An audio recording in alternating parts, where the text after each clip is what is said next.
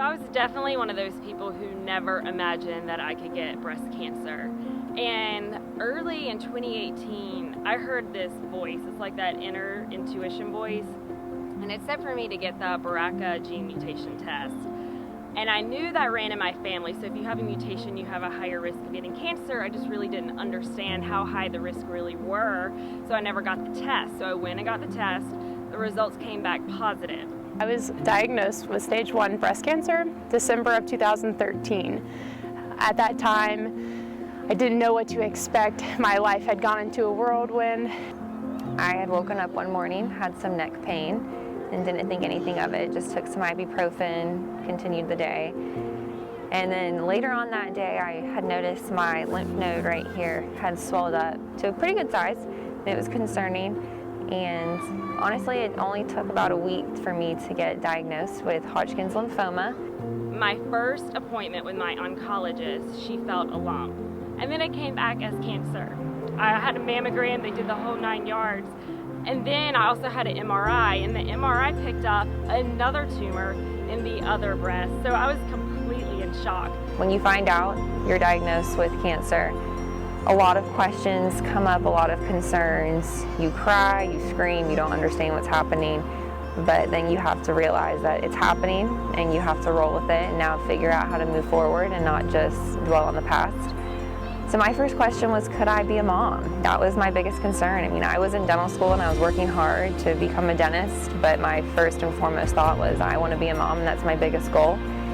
They did inform me that there was a chance that chemotherapy could make me infertile, and so they suggested that I freeze some eggs. Like, I had no idea that was even a possibility. I just didn't know anyone my age that had ever been through chemotherapy. So not only was I just super shocked about cancer, but I felt robbed that maybe I'm not going to be able to have kids. Being told that after being told you have a cancer diagnosis is very devastating, especially at 24, because there was always a dream of mine to have children. And at that moment, not only was I feeling that I had to fight for my life, but I also felt that my dreams were crushing around me and having a family one day.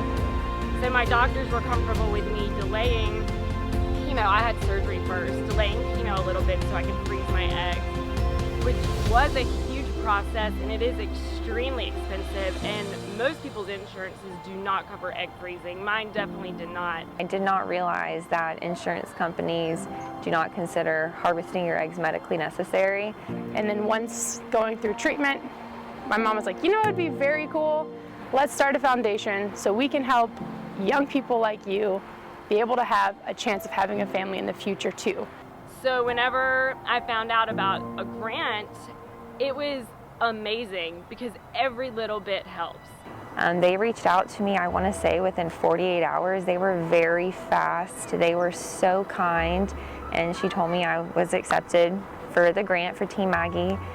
And then when I found out I was accepted to receive money to help with my egg freezing, not only did the financial aspect help, but it really helped my morale and my spirits, because I'm like, you know, people want to help me.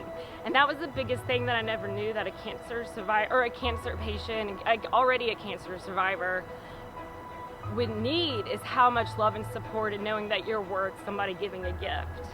The procedure was not hard because I was sedated. However, afterwards, when I had woken up, I remember I was in a lot of pain, my stomach hurt a lot. But waking up knowing that I was going to be a mom and I was going to be a fighter and I was going to fight chemo, I was going to fight radiation, and I didn't care what happened or what was in front of me, that I was going to do it. And because of Team Maggie, I now knew I had 18 eggs that were going to be hanging out in a freezer in Atlanta waiting for me to be ready to be a mom one day. Now today, I have a beautiful little girl, Laylee, and she is the light of my life. She's just given me so much joy and drive to want to help other people who may not have the opportunity to have a child naturally.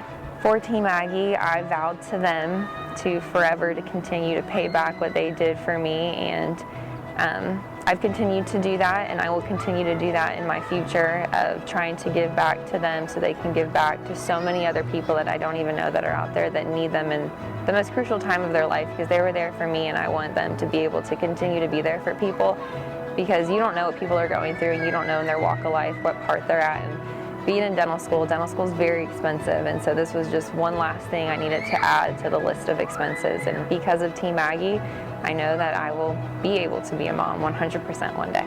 We always need help with volunteers. If you just want to donate and not want to volunteer, or if you want to come and participate in our events, you can check it all out on our website, or you can go to Facebook or Instagram and find all the information on there as well.